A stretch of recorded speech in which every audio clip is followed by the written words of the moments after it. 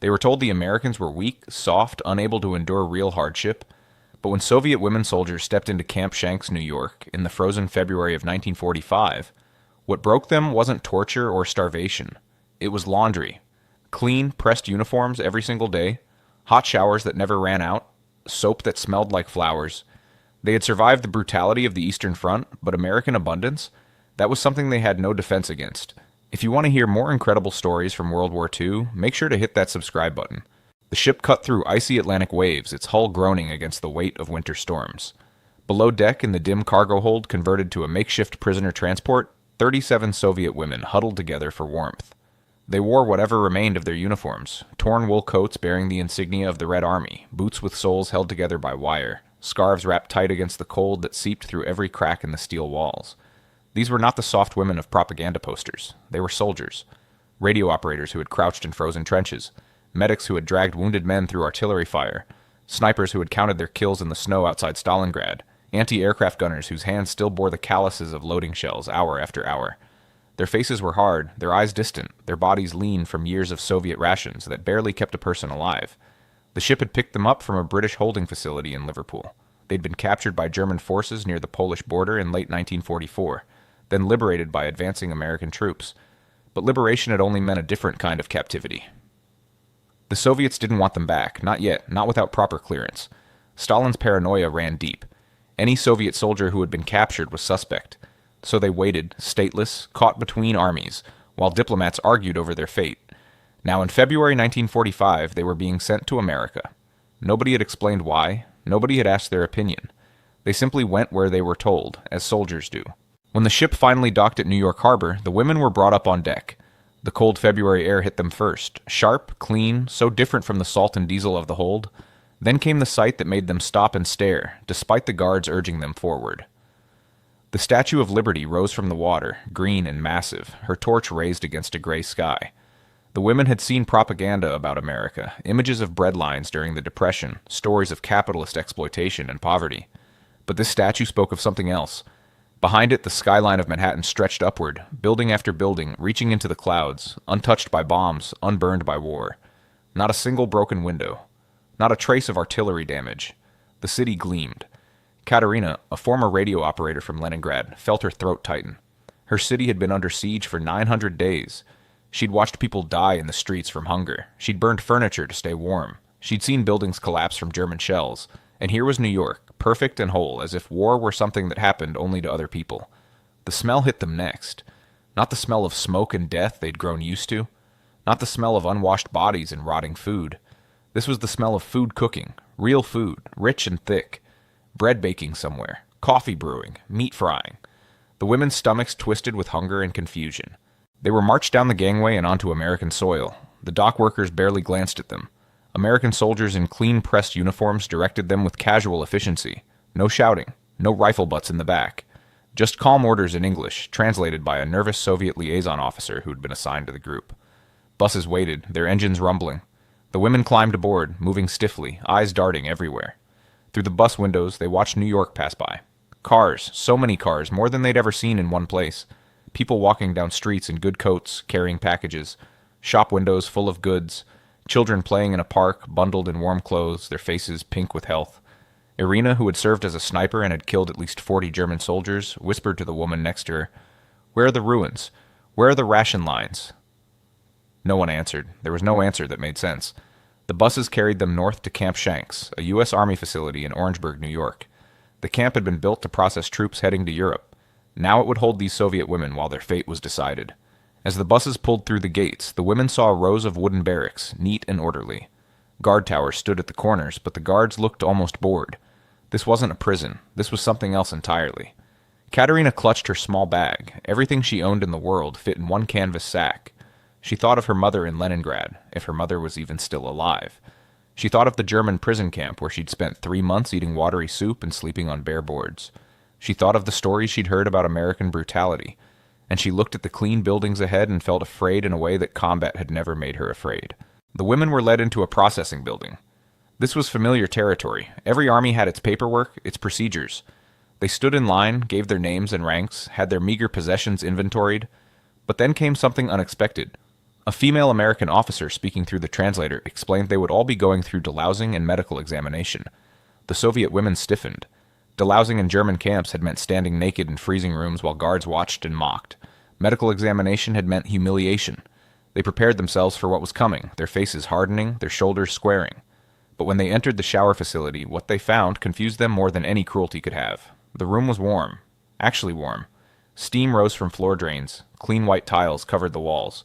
Hooks lined one wall, each with a folded towel. A real towel, thick and white, not a scrap of cloth. On a bench sat stacks of soap bars, still wrapped in paper. The American staff were women, nurses and attendants who moved with brisk efficiency but no cruelty. They demonstrated the showers, showed how to adjust the temperature, handed out soap and shampoo. The Soviet women stood frozen, unsure what to do with this unexpected dignity. Katerina was the first to step under the water. It came out hot immediately, no waiting, no rationing. The pressure was strong. She stood there, eyes closed, as months of filth washed away. The soap actually lathered. It smelled like something she couldn't name.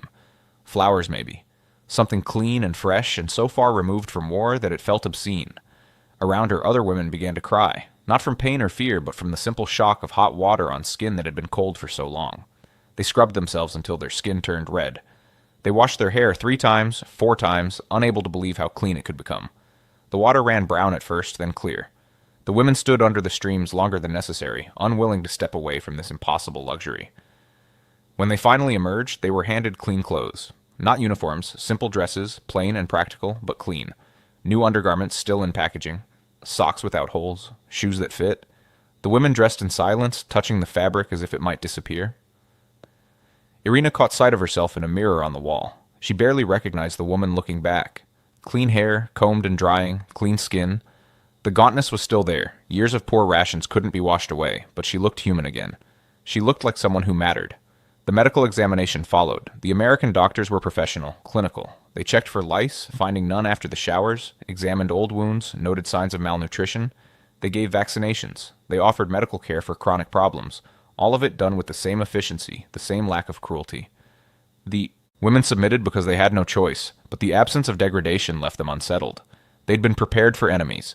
These people acted like medical professionals. Nothing more, nothing less.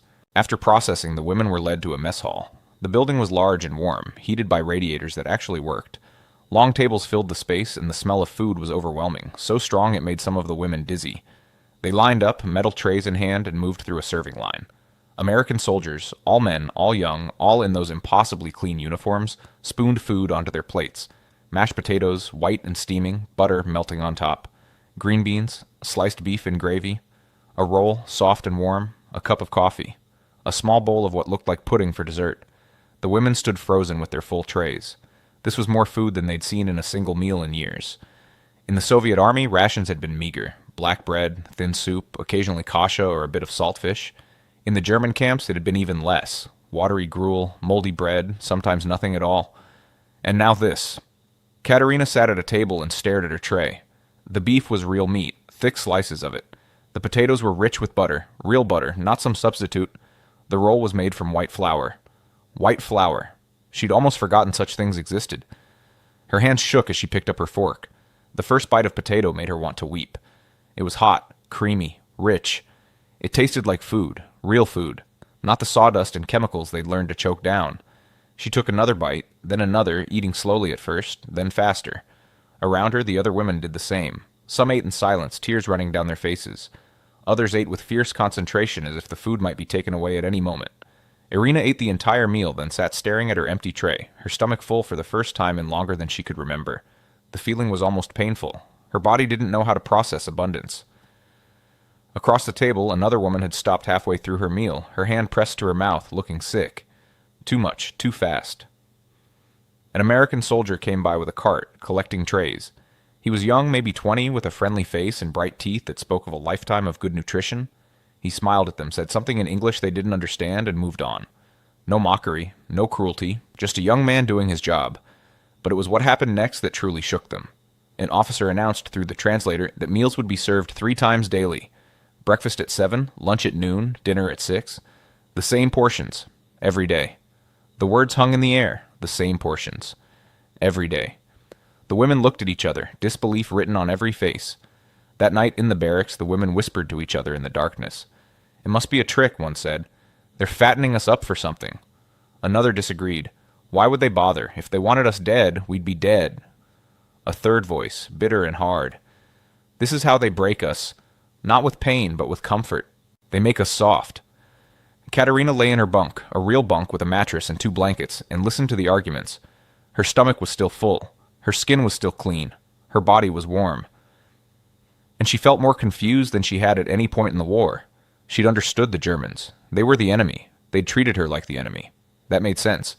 But these Americans, feeding them, clothing them, treating them with this strange, impersonal kindness, what did it mean? What did they want? The barracks were simple but clean. Rows of bunk beds lined the walls. Each woman had been assigned a bed, given sheets and blankets, shown a footlocker for her belongings. The windows had glass, unbroken glass, and curtains. The floor was wooden planks, swept clean with no mud or bloodstains. Heating pipes ran along the walls, radiating warmth. It was nothing like Soviet barracks, which had been crowded and cold, with women sleeping 2 or 3 to a bunk to conserve heat. Nothing like the German prison camps, where they'd slept on bare boards in unheated sheds, packed so tightly that turning over meant waking your neighbors. This place had space, privacy, warmth. But what unsettled the women most was the bathroom. Actual bathrooms, plural, at the end of each barracks. Toilets that flushed, sinks with running water, hot and cold. More soap sitting in dishes by the sinks, mirrors on the walls, and showers. Showers in the barracks themselves, available any time. Irina stood in front of a sink that first night, turning the faucet on and off, watching hot water pour out instantly. No hauling buckets, no waiting in line, no rationing. She could wash her hands whenever she wanted. The concept felt revolutionary. Later, as the women prepared for sleep, an American officer, a woman, a lieutenant, came by with the translator. She explained the rules. Morning roll call at 6:30, breakfast at 7. Work assignments would begin tomorrow. Lights out at 10. And then she added something that made the translator hesitate before repeating it. If they needed anything, medical attention, extra blankets, personal items, they should inform the staff. Requests would be considered. Requests. The word sounded strange. Prisoners didn't make requests. Soldiers followed orders. But these Americans spoke as if the Soviet women were people. Not enemies, not criminals, not suspects. Just people who happened to be in their custody. That night, Katerina lay awake long after lights out. She could hear the even breathing of the women around her, the creak of bunks as bodies shifted, the distant sound of American voices outside. The mattress beneath her was thin but clean. The blankets were warm. Her stomach was full. Her body was clean. And she felt more afraid than she'd felt on the front lines, because at least there she'd understood the rules. Here nothing made sense. The days took on a rhythm. Wake at 6 to a bell, not a shouted command. Roll call in the yard, where an American officer counted heads with the same board efficiency as any army. Breakfast in the mess hall. Eggs, toast, oatmeal, coffee. Always coffee, hot and plentiful, even though the women had never developed a taste for it. They drank it anyway, sweetened with real sugar, whitened with real milk, because it was there and it was hot. After breakfast came work assignments. The Americans put them to work. This was still a military facility after all, but the work was nothing like combat, nothing like forced labor in the German camps. Some women were assigned to the laundry, where they washed and pressed mountains of American uniforms. Others worked in the kitchens, peeling potatoes and washing dishes. A few were assigned to help in the base hospital, though only under supervision, doing basic tasks like changing linens and emptying waste bins. It was in the laundry that Katerina first noticed it. The thing that would come to define her entire experience in American captivity. The uniforms. The endless, impossible cleanliness of American uniforms. In the Red Army, soldiers wore the same uniform day after day, sometimes for weeks. You patched it when it tore. You brushed off the mud when you could. You washed it when you had access to water and time, which wasn't often. Officers might have a second uniform for inspections, but regular soldiers may do. The uniform you wore in combat was the uniform you slept in, lived in, sometimes died in. But here American soldiers brought bags of laundry every few days, clean uniforms out, dirty uniforms in. The dirty ones weren't even that dirty, a bit of sweat, some dust, but nothing compared to the filth of frontline combat. And there were so many. Each soldier seemed to have multiple uniforms. The laundry room processed hundreds of garments daily. Katerina stood at her station, feeding wet uniforms through the wringer, hanging them on drying racks, and couldn't stop thinking about it. Where did all these clothes come from? How did America produce so many uniforms that soldiers could change them as casually as changing underwear? The Soviet Union could barely equip its soldiers with boots. American soldiers worried about whether their shirts were pressed. The washing machines themselves were a marvel. Electric machines that filled with hot water at the push of a button agitated the clothes automatically, drained and filled again for rinsing. In Russia, washing meant a tub, a board, your hands, and whatever water you could heat. Here, machines did the work.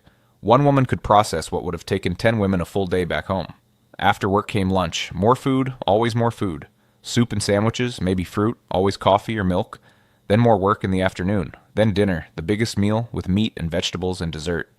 The women stopped feeling hungry after the first week. Their bodies, accustomed to constant deprivation, didn't know what to do with regular meals. Some gained weight rapidly, others got sick, their systems unable to handle the richness of the food. Evenings were their own. The women could stay in the barracks, write letters, though where to send them was unclear, talk among themselves. Some American soldiers organized entertainment, films projected on a white sheet hung in the recreation hall. The Soviet women watched, uncomprehending, as American actors spoke in English, doing things that seemed to have nothing to do with war. The films showed houses with rooms full of furniture, cars parked in driveways, families eating dinner at tables laden with food. Was this what Americans thought life was supposed to look like? Was this real or was it propaganda? Lights out at 10, sleep in warm bunks with clean sheets, and in the morning the same routine again. Day after day, week after week, the rhythm of it, the relentless normalcy, began to wear away at their defenses more effectively than any interrogation could have. Letters began to arrive from home. Not many, and not regularly, but enough to remind the women of the world they'd left behind. The Soviet government had finally acknowledged their existence, though not their status. They were not welcomed back, not yet. They were being investigated to ensure they hadn't collaborated with the enemy. Until then, they remained in American custody. The letters that got through told stories that made the American abundance even harder to bear. Katerina received a letter from a cousin who'd survived the siege of Leningrad. The paper was thin, the handwriting shaky. Her cousin wrote about hunger, about people eating wallpaper paste, about bodies frozen in the street because no one had the strength to bury them. She wrote about the joy when supply lines finally reopened, when bread rations increased to 300 grams per day. 300 grams, about half a pound. And that was celebrated as abundance. Katerina read this letter in the evening, then went to dinner and stared at the plate of chicken, mashed potatoes, corn, and biscuits in front of her. This single meal probably contained more calories than her cousin ate in 3 days. The guilt was overwhelming. She wasn't in danger here, she wasn't hungry. She was cleaner, better fed, and safer than her own family in liberated Soviet territory. Irina received a letter from her sister, who'd been evacuated east before the German invasion. She wrote about the factory where she worked, 16-hour shifts making artillery shells in a building so cold the workers wore gloves with the fingers cut off so they could still operate the machinery. She wrote about the dormitory where 12 women shared a single room, sleeping in shifts because there weren't enough beds. She wrote asking if Irina was safe, if she had enough to eat, if the Americans were treating her well. Irina didn't know how to answer. Yes, I have enough to eat. I have 3 meals a day. I sleep in my own bunk. I take hot showers. I work in a warm laundry. The Americans don't beat us or starve us or work us to death. They barely pay attention to us at all. How could she write that? How could she tell her sister, suffering in a Soviet factory, that captivity in America was easier than freedom in the Soviet Union? The women began to watch the American soldiers with new eyes. These men had never known hunger. You could see it in their faces, in their bodies, in the casual way they left food uneaten on their trays. They complained about the food. The women heard them, even without understanding English, heard the tone of dissatisfaction. These men, who ate better than Soviet officers, complained that the meat was tough or the coffee was weak. But it was the uniforms that became symbolic of everything. Every day, American soldiers showed up in clean, pressed uniforms. Every day, they brought bags of laundry to be washed. Every day they picked up clean uniforms, perfectly pressed, smelling of soap and starch. The cycle never ended. Clean uniform, dirty uniform, clean uniform, dirty uniform. An endless abundance of cloth and cleanliness that the Soviet women could not comprehend. One afternoon, Katerina held up an American uniform shirt, examining it in the light. The fabric was good quality, tightly woven. The stitching was even and strong. The buttons were all present, none cracked or missing. This was a standard issue shirt, nothing special, and it was better made than anything she'd ever owned.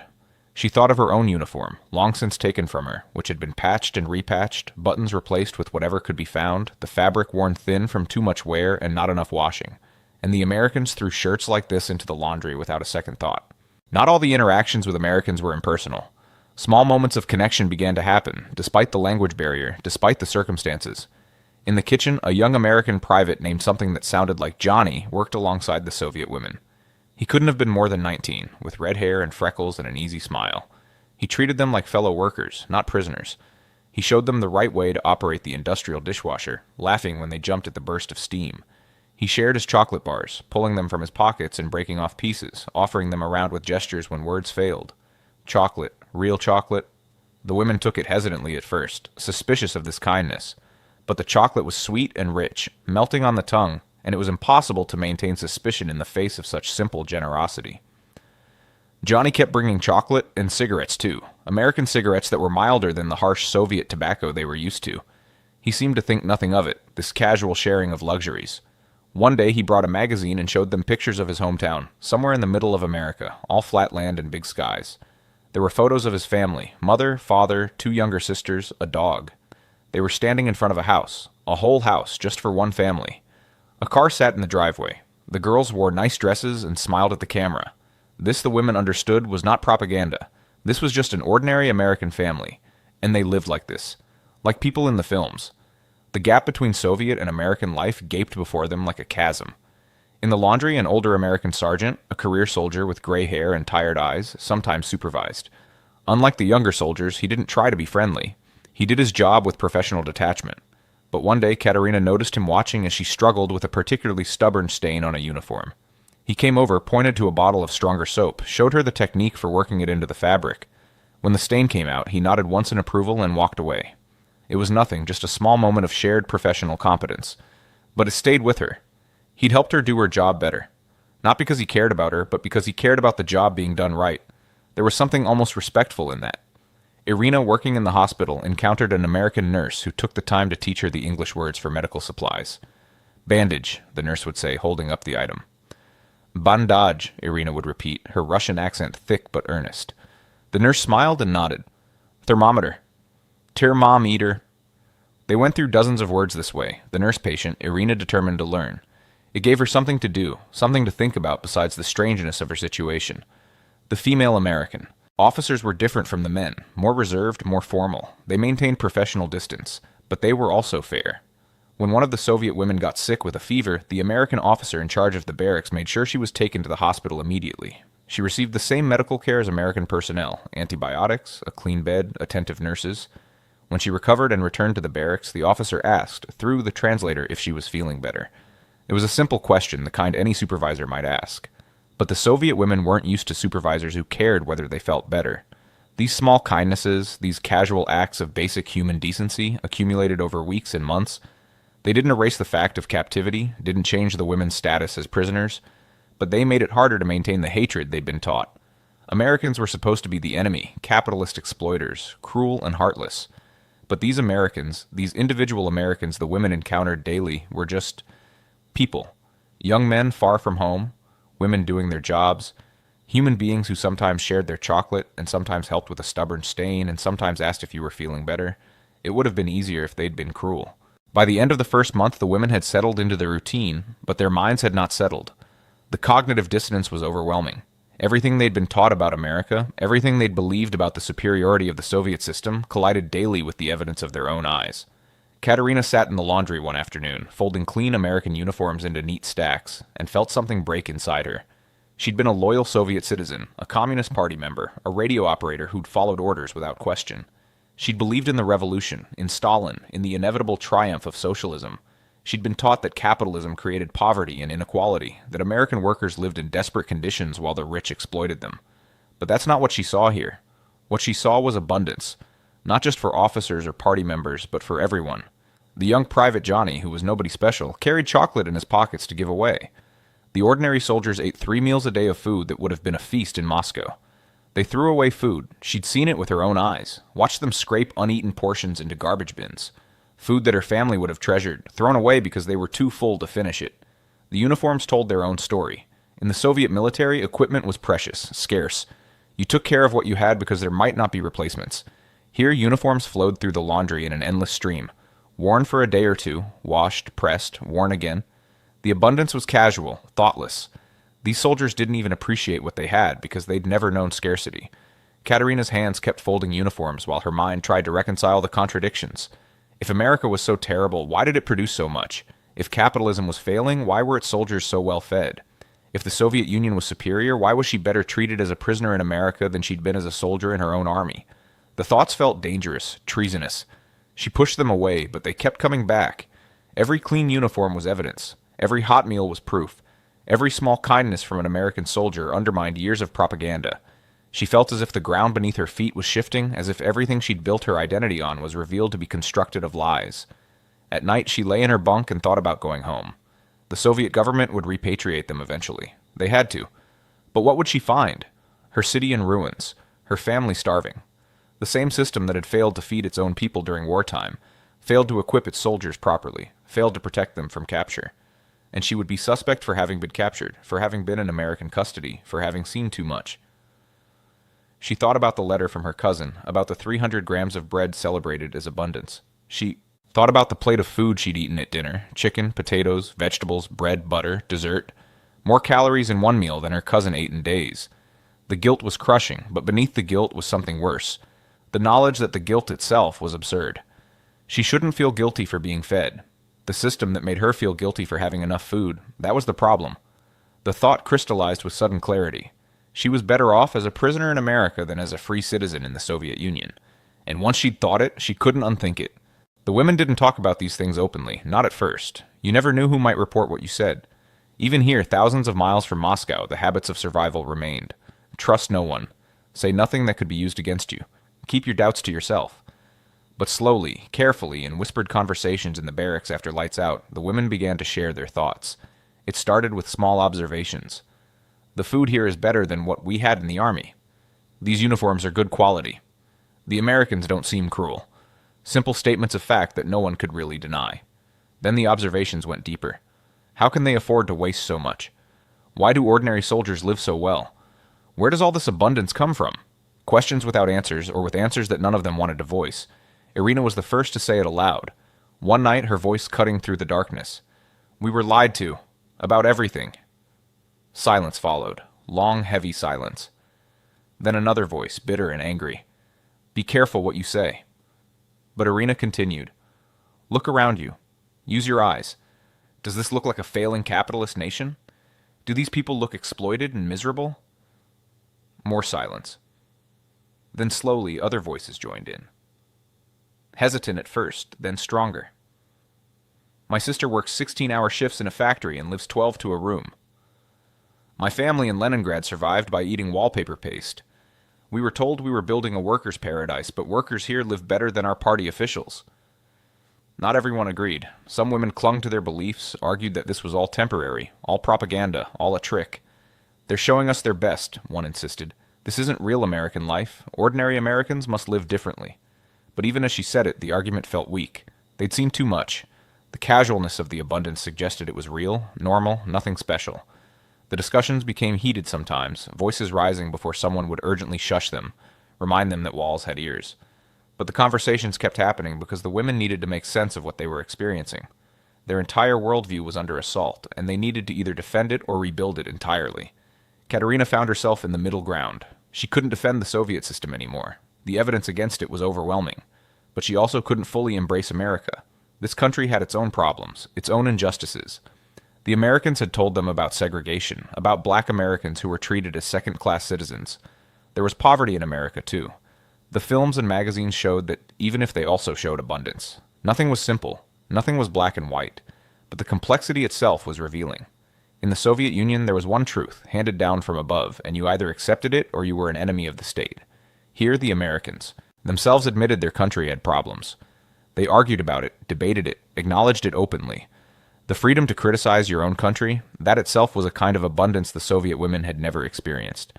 What happens when we go back? Someone asked one night. The question hung in the air. They would go back. They had to go back. But they would go back changed, carrying knowledge that would mark them as dangerous. They'd seen too much. They knew too much. The NKVD would want to know every detail of their captivity, every word they'd spoken, every thought they'd had. And these thoughts, these dangerous, treasonous thoughts, would they be able to hide them? 3 months into their captivity, the women looked different. They'd gained weight, their faces filling out, their bodies growing stronger on American rations. Their skin was clear from regular washing and good food. Their hair was clean and healthy. They looked like the women in American magazines, well-fed and cared for. They looked nothing like Soviet citizens in wartime. One day, a photographer came to the camp. The Americans were documenting everything. They documented everything, kept records of every detail, filed papers in triplicate. The photographer took pictures of the Soviet women for some official purpose. The women lined up, stood straight, looked at the camera, Later, they were shown the photographs. Katerina stared at her own image. The woman in the photograph looked healthy, clean, almost prosperous.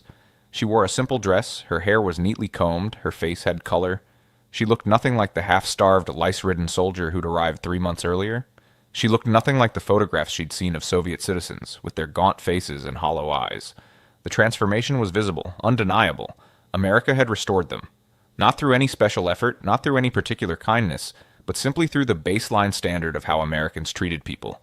Food 3 times a day, clean water, shelter, basic medical care. The minimum standards of American military life were luxury by Soviet standards. That was the real revelation. Irina looked at the photographs and felt anger rising, not at America, but at the Soviet Union. Anger at a system that had sent women to war without proper equipment. Anger at leaders who'd let Leningrad starve while they lived in comfort. Anger at a propaganda machine that had told them America was the enemy while the real enemy had been their own government's incompetence and cruelty. She thought about the uniforms again, those endlessly clean American uniforms that had come to symbolize everything. The attention to such details, keeping soldiers clean, well-fed, properly equipped, that was what separated winning from losing. The Soviet Union had thrown millions of bodies at the German army and called it victory. America had prepared, supplied, equipped, and fed its military like a well-oiled machine. Both approaches had worked in their way. Both had helped defeat Germany. But only one had valued the individual lives of soldiers. The clean uniforms weren't just about cleanliness. They were about a system that functioned well enough to handle logistics efficiently. A system that produced enough that it could afford to change soldiers' uniforms regularly. A system that valued its people enough to keep them clean.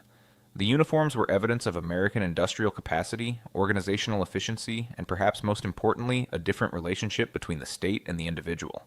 That was what broke them in the end. Not cruelty, but the realization that they mattered here in a way they'd never mattered at home. Not as individuals, perhaps, but as human beings entitled to basic standards of care. The Americans didn't care about them personally, but the system cared enough to feed them, house them, keep them clean. In the Soviet Union, they'd been disposable. Here, even as prisoners, they had value. The turning point came on a morning in late spring. The women had been at Camp Shanks for almost 5 months. The war in Europe had ended. Germany had surrendered. Victory celebrations had swept through the camp, American soldiers whooping and cheering, some of them crying with relief. For them, it meant going home. For the Soviet women, it meant uncertainty. Would the Soviet government want them back now? Or would they remain in this strange limbo, neither prisoner nor free? On this particular morning, Katerina was working in the laundry as usual. She was pressing a uniform shirt, running the iron over the collar, making it crisp and sharp. The steam rose around her. The smell of clean cloth and starch filled her nose. Her hands moved automatically, practiced now after months of the same work. And suddenly, without warning, she started to cry. Not quiet tears, but harsh, gasping sobs that shook her whole body. The iron dropped from her hand. She stood there, hands pressed to her face, crying as she hadn't cried since the war began. The other women stopped working, staring at her. The American supervisor came over, concerned, asking what was wrong. Katerina couldn't explain, couldn't find words in Russian, much less in English. How could she explain that she was crying because she'd just realized she didn't want to go home? That she was terrified of returning to the Soviet Union? That she'd rather stay a prisoner in America than be free in her own country? The thought was treason. The thought was betrayal. But the thought was also true. She'd seen too much. She knew too much. She couldn't go back and pretend she didn't know that life could be different, that a government could feed its people, that abundance was possible, that individuals mattered. One of the other Soviet women, Natasha, who'd been a sniper, helped her to a bench, sat beside her, held her hand. They sat in silence while Katerina cried, and then Natasha said quietly, in Russian, "I know. I feel it too." Around them, other women nodded. They all felt it. They'd all come to the same realization, though none had wanted to admit it. They were afraid to go home. The American supervisor, not understanding the words but understanding the emotion, gave them a break. The women sat together on benches outside the laundry building, in the spring sunshine, and finally said aloud what they had been thinking for months. "We can't tell them the truth," Irina said. "When we go back, we have to lie about everything. We have to say it was terrible here. We have to say the Americans mistreated us. We have to deny what we've seen." The others nodded. They understood the rules of survival. Tell the authorities what they want to hear. Never admit you've been corrupted by exposure to the West. Never suggest that capitalism might have some advantages. Never ever say you were treated better by the enemy than by your own government. "But we'll know," Katerina said. "We'll always know. We'll go back to the cold and the hunger and the fear, and we'll know it doesn't have to be this way. People can live differently. Countries can function differently. We'll know. and that knowledge will burn inside us for the rest of our lives. They sat in silence, absorbing the weight of this truth. The war was over, but their struggle was just beginning. They would return to a Soviet Union that would never trust them again. They would carry the burden of knowledge that couldn't be shared. They would live the rest of their lives knowing that the enemy had been more merciful than their own motherland. And it had all started with something as simple as clean uniforms, the endless, impossible cleanliness of American uniforms. A detail so small, so mundane, that it had seemed almost laughable at first. But that detail had been the crack in the dam. Once they'd noticed it, once they'd started thinking about what it meant, everything else had followed. The uniforms were proof that America worked in ways the Soviet Union didn't. The uniforms were evidence of a functioning system, an abundant economy, a government that cared for its people. The uniforms were truth made visible, impossible to deny or explain away. The orders came in June. The Soviet women would be repatriated within the month. Ships were being arranged. They would return to Soviet territory, not to Russia directly, but to Soviet-occupied zones in Europe, where they would undergo investigation before being allowed to return home. The women received the news in silence. No celebration, no relief, just a heavy, dreadful acceptance. They'd known this day would come. They'd hoped secretly that maybe it wouldn't. Maybe the diplomatic situation would change. Maybe they'd be forgotten. Maybe some miracle would intervene. But the Soviet government didn't forget its citizens, especially not those who'd been exposed to the West. The final weeks at Camp Shanks felt like a countdown to execution. The women went through the motions of their daily routines, but the joy had gone out of everything. The food tasted like ash. The clean bunks felt like coffins. Every small comfort reminded them of what they were about to lose. They tried to prepare themselves mentally. They rehearsed their stories, the lies they would tell. The Americans fed us barely enough to survive. We were worked hard and treated coldly. We never forgot we were Soviet citizens and remained loyal throughout. They practiced the words until they could say them without hesitation, without the truth showing in their eyes. Some of the women wrote letters home, warning their families not to expect too much. "I am changed," Katerina wrote to her cousin. "I have seen things I cannot speak of. When I return, I may not be the same person who left." She couldn't say more. The letters would be read by censors, but she hoped her cousin would understand the subtext. "I learned things I wasn't supposed to learn. I know things I'm not supposed to know. I'm in danger." The Americans, sensing the women's distress, treated them with extra kindness those final weeks. The young Private Johnny brought more chocolate. The nurses at the hospital gave small gifts, soap, handkerchiefs, small things that could be easily hidden and kept. The women accepted these gifts silently, knowing they might have to destroy them before returning home, knowing that possession of American goods could be seen as evidence of collaboration.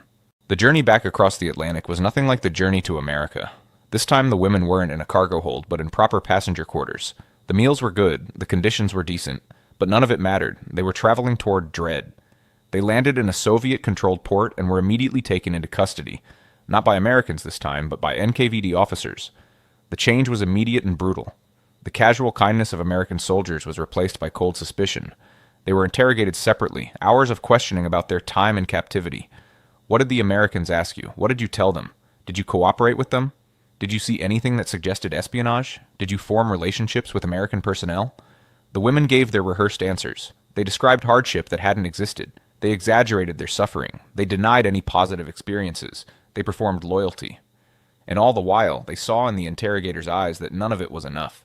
They'd been in American custody. They'd been exposed to Western life. They were contaminated, suspect, dangerous. After weeks of investigation, most of the women were eventually allowed to return to their homes, though several were sent to labor camps in Siberia on vague charges of collaboration. The ones who made it home found a country still recovering from war. Food was scarce, housing was cramped, the economy was struggling, everything was gray and difficult and hard. Katerina returned to Leningrad and found her family living in a communal apartment, one room for 4 people, sharing a kitchen and bathroom with 5 other families. They were overjoyed to see her alive, but the reunion was strained. She'd been away. She'd been captured. She'd been in America. The suspicion extended even to her own family, who worried that association with her might mark them as politically unreliable. She found work in a factory, the same kind of factory work millions of Soviet women did. Long hours, low pay, hard conditions. She lived the life she was supposed to live, the life of a Soviet citizen. But inside she carried America with her, the memory of abundance, of cleanliness, of casual kindness, of uniforms changed daily without thought. The contrast burned inside her like a coal that never went cold. Years later, long after Stalin's death, long after things had eased somewhat in the Soviet Union, Katerina told the story to her daughter. They were alone in their small apartment, winter outside, tea cooling on the table between them. Her daughter was 16, old enough to understand, young enough to still ask questions. "What was it like in America?" her daughter asked. It was 1967, more than 20 years since the war ended. The question was still dangerous, but less so than it had been. Katerina chose her words carefully. "It was abundant," she said finally. "That's the word. Abundant. They had so much of everything that they didn't have to think about it. Food, clothing, soap, water, all the things we struggle for, they just had them. Not because they were rich or special, but because that was just normal for them." Her daughter frowned. "But we were told Americans live in poverty, that capitalism creates inequality and suffering." Katerina smiled sadly. "There is inequality in America. There is poverty. These things are true. But there is also abundance. More abundance than I'd ever imagined possible. Both things can be true at once." She told her daughter about the uniforms, those endlessly clean American uniforms that had first made her question everything she'd been taught. "It seems like such a small thing," she said. "Clean clothes. But it told me something important. It told me that a country that could keep its soldiers in clean uniforms was a country that functioned well, that had its priorities right, that valued its people." Her daughter was silent for a long time. Then, "Do you wish you'd stayed in America?" Katerina shook her head. "No. This is my home. My family is here. My language is here. My culture is here. I'm Soviet, Russian. This is who I am, but—" She paused, searching for words. "But I wish my country could learn from what I saw. I wish we could have both. Our culture, our values, our way of life, but also the abundance, the efficiency, the respect for individual dignity that I saw in America." Many of the other women carried similar burdens. Some never spoke of their time in America. Some, like Katerina, eventually shared their stories with their children. All of them lived with the knowledge that things could be different, that poverty and scarcity weren't inevitable, that a government could choose to serve its people rather than sacrifice them. The memory of clean uniforms stayed with them. Such a small thing. Such a powerful symbol. It had shown them a different way of being, a different relationship between state and citizen. It had planted questions that never stopped growing. And though they lived out their lives in the Soviet Union, part of them always remained in that American laundry, holding clean cloth and wondering why their own country couldn't provide the same. And so the clean uniforms became more than just clothing. They became proof that abundance was possible, that scarcity could be overcome, that a functioning system could provide for its people. For those Soviet women, the sight of American soldiers in fresh, pressed uniforms every single day became a symbol of everything their country wasn't: efficient, abundant, respectful of the individual. The Americans never understood the impact they had. To them, clean uniforms were normal, nothing special, just part of basic military standards. They didn't know that this simple detail would be the thing that shook Soviet women to their core, that would make them question everything they'd been taught, that would haunt them for the rest of their lives. Sometimes the most powerful weapons aren't bombs or bullets. Sometimes they're soap and hot water and clean clothes. Sometimes they're the simple demonstration that life doesn't have to be hard, that people can be valued, that abundance is achievable. The Soviet women came to America as prisoners and left as witnesses to a different way of being. They couldn't speak openly about what they'd seen, but they couldn't forget it either. As one woman said years later, in her final recorded testimony before she died, "The hardest part of captivity wasn't the loss of freedom. It was the knowledge that freedom, real freedom, includes the freedom from constant deprivation. The Americans taught us that, even though they never meant to. They showed us that people could live differently, and once you know that, you can never unknow it. And that is a story worth remembering, how something as simple as clean uniforms revealed truths about power, abundance, and the relationship between governments and their people." These stories from World War II continue to teach us today about the unexpected ways that ordinary details can carry extraordinary meaning. If you found this story powerful, please like and subscribe for more true accounts of World War II history. These stories matter. These voices deserve to be heard. And sometimes the smallest details tell the biggest truths. And